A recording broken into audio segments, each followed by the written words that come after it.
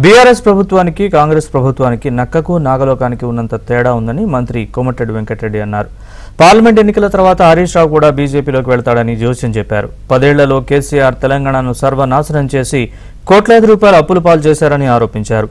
CM Revanth రెడ్డిని ఎదుర్కొనే శక్తి లేకే కేసీఆర్ అసెంబ్లీకి రావడం లేదని విమర్శించారు.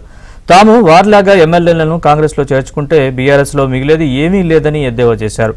కేసీఆర్ దిక్కులేక బీఎస్పీ ఆర్ఎస్ ప్రవీణ్ కాళ్లు పట్టుకునే పరిస్థితి వచ్చిందని కోమటిరెడ్డి అన్నారు.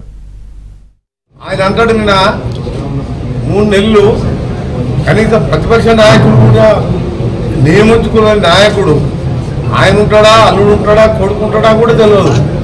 అంత దౌర్భాగ్యం ఏ ప్రతిపక్ష పార్టీకి లేదు. 3 నెలలు ఒకేరిందని చెప్పి ఇంట్లో కూర్చున్నాడు.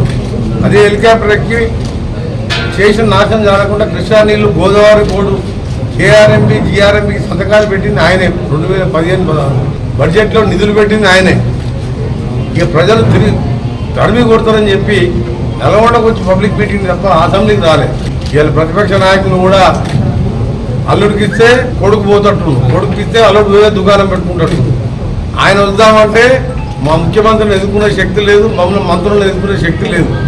ఎందుకంటే ఆయన చరిత్ర మొత్తం తెలుసు, ఆయన 10 ఏళ్ల స్కాములు తెలుసు. రాహుల్ గాంధీ భువనగిరి నల్గొండ కోరమని పోటీ చేయమని నేను వ్యక్తిగతంగా లెటర్ రాసినాం. పీసీసీ ప్రెసిడెంట్తో చెప్పించినాం, ఉత్తమ్ కుమార్ గారు చెప్పినాం, అందరినీ చెప్పినాం. పోటీ చేస్తే వారణాసిలో మోడీ కంటే ఎక్కువ మెజార్టీ వస్తుంది, అంతవరకు గ్యారెంటీ వస్తుంది.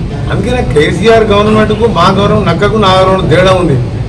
ఏం దిక్కులేక 3 ఎంపీలు పోయినరు, మేయర్లు పోతున్నారు, చైర్మన్ పోతున్నారని ఆఖరికి పోయి ఆయన కాలు పట్టుకొని ప్రవీణ్ కుమార్ కాలు పట్టుకుని కట్టుకొచ్చిన ఆయన పరిస్థితి. ఇప్పుడు బీఆర్ఎస్, బీఎస్పీ కానీ ఇంకో బీజేపీ కలుపుకో, 3 కలిసినా సరే